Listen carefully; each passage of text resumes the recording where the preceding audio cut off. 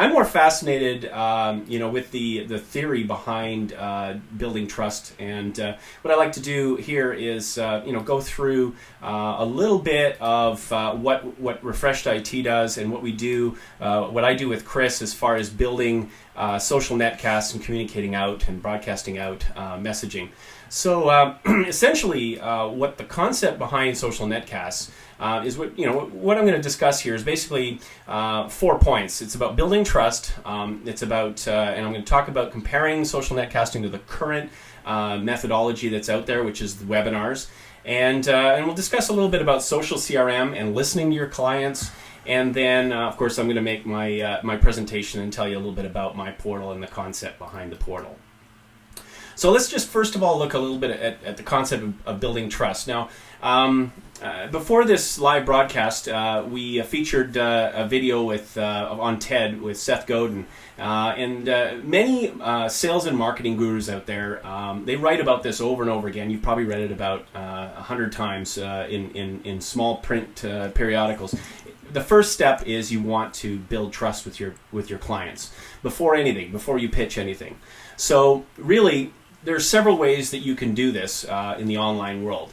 You can invite audience into an event community, and that gives them a feeling that they belong to your kind of group, your organization. You can do this in such a way that creates an air of transparency. You open yourself up to your audience. Right now in our broadcast, you can chat openly. People can fire off comments back and forth, criticize what we're doing. We're willing to let people do that because we feel that criticism is positive. That's an air of transparency that builds trust. So we can do that through collaborative group discussions, open chat, and various other online techniques that these portals offer. Connectivity is another very important part, and I don't know if you're able to register for the second level of registration on our site. We're evolving that process to make it simpler, but essentially if you connect into a network during an event, you're able to communicate with other people live in this event. People that did that during this event can actually chat privately back and forth with other people that are in live attendance at this event. And what that does is it gives the audience an ability to communicate with other people and meet people. So that gives an air of connectivity. And then finally, what's real important as a presenter is that if you just broadcast out and turn things off, you lose everything as far as learning what your audience is about. You're doing one pitch, you're giving it your all, and then you're hoping that people come back and want more, or you might call them back and say, "What'd you think?" But if you let the audience communicate openly with each other after the event, or even during the event, and then afterwards you go back and you listen and read up on what people were saying, you learn a lot about your audience, you learn a lot about your target market, you learn a lot about your product, and you can adjust your presentation based on that feedback that you're getting live from your audience members. So these are all very important factors that help build trust with your clients, and we can do all that now with new media technologies. So let's look at the difference between social netcasts and webinars. Well, I'm sure you've all experienced some of these webinars. Some of them are done reasonably well, and some of them are really poorly done. Basically, what you're doing here is, in a social netcast or a webcast as such, you're attracting people to your place on the web. Where in a webinar, what happens is people install a piece of software, they run the broadcast, and they're kind of sharing in on a presentation, and then they turn off their computers and they lose all of that connectivity afterwards. What we try to do with social netcasts is model them like live events. I got the inspiration from attending live seminars where you come to a seminar to see presenters, but you also see you find out who's there, who's not there, who's in attendance. You get to meet people beside you during the live event. That's the kind of thing that we try to foster in these live webcasts. And of course, in a social netcast, the video component, as you can see here, it gives a more intimate connection with the audience. People get to understand who you are, what kind of personality you are, and you're giving a much more transparent, open feel to that live broadcast. It's also more captivating for people to watch somebody when they're actually seeing their face and their facial reactions. Another thing, of course, is you're able to invite an audience to connect and communicate with each other. And I talked about that earlier briefly, but the factor of a social network around a live event doesn't have to be complicated. It's just an ability to, people can see other people's profiles, see who they're about, and see who the audience members are, who's there, who's attending the live event, and then learn a little bit about other people and actually maybe even network. So the idea too is the event goes through a process where you're communicating a concept to your audience members, and then what you're doing is you're giving them the ability to connect through the online community and continue that conversation long after that live event is over.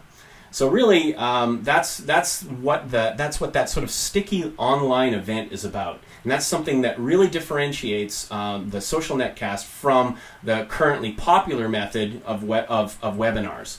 So finally, the most important thing is to get your name out there. You do a few of these, you build some momentum, and then your audience goes out and helps you promote your product and service, basically through their enthusiasm behind what you have to say and what you're doing online.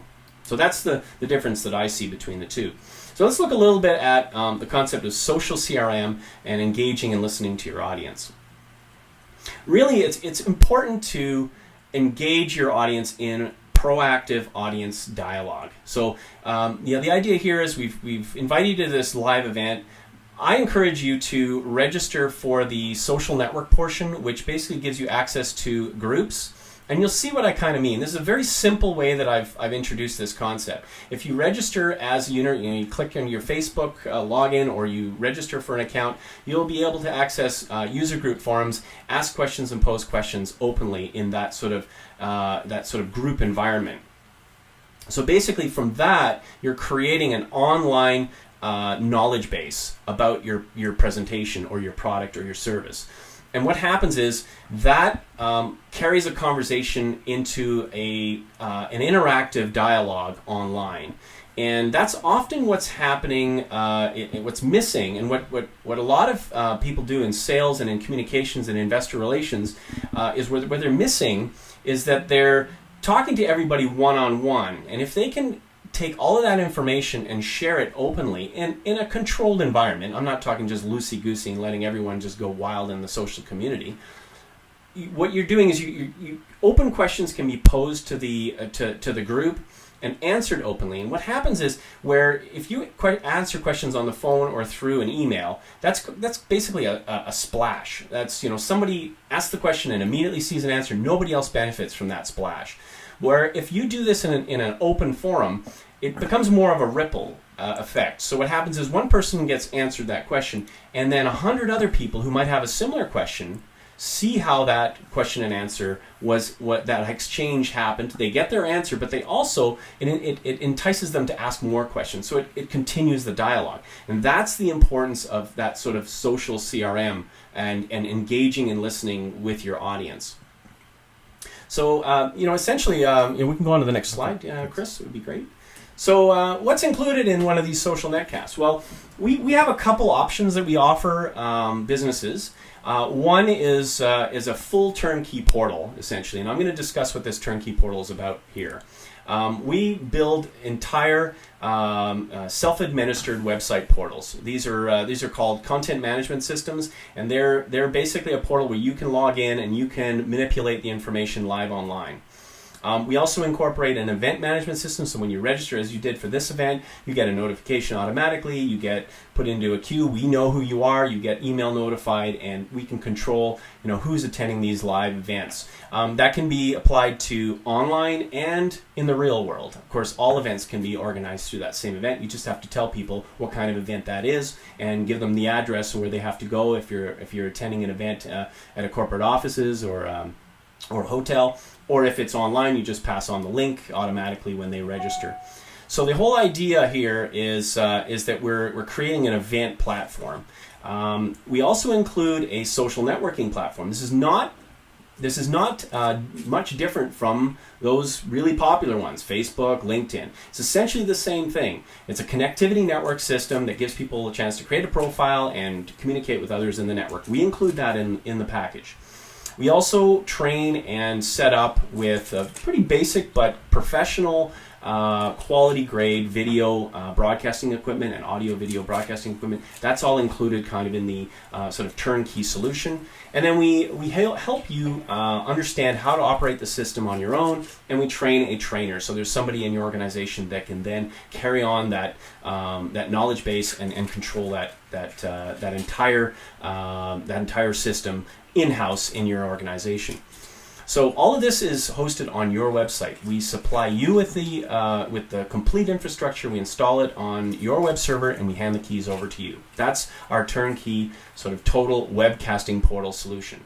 We also offer a combination of training and consulting with a kind of like a rental site that you can work with, and we kind of throw in the rental site, and then we charge basically for on a contract basis to teach you how to run the whole system. So for those that don't necessarily want to go for the full-blown portal, we offer a consulting piece that we can at least train you on the concepts behind this whole technology and how to use it, and then you can decide from there on whether or not a full portal is something that you're interested in.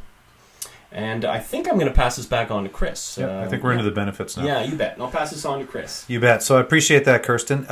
If you want to find any information out, please, by all means, just contact us after the fact. Although this is not necessarily just a massive sales pitch and shove it down your throat. But the one thing we are going to talk about is the benefits. One of the things that we look at is this is our one-to-many approach. So in fact, within this 40 or 45 minutes that this may last, we'll have had numerous people that we've connected with. Some may be interested, some may not be interested, but it is a great way to get in front of numerous people. And in fact, if you're doing a lot of seminars or sessions or anything like that, this sort of aspect is a great way to almost double dip, I guess is the best way to put it. If you have people that are coming to something, you can also broadcast out to the people that cannot attend events because of distance, time, whatever it is. This also the process that we have with the portal behind the scene allows us to let reps or agents share their best practices. So in fact, if you run a sales force, same sort of thing. This can make your sales force a lot stronger. It facilitates a lot of the information sharing as well. One of the things that we find is that by utilizing this process, by drawing people in, some people resonate with the stuff that we're talking about, others don't. People contact us. We find that this process allows us to find better qualified sales leads. And in all honesty, since Kirsten and I started running these 3 months ago, we have not made one single cold call into any company as of yet.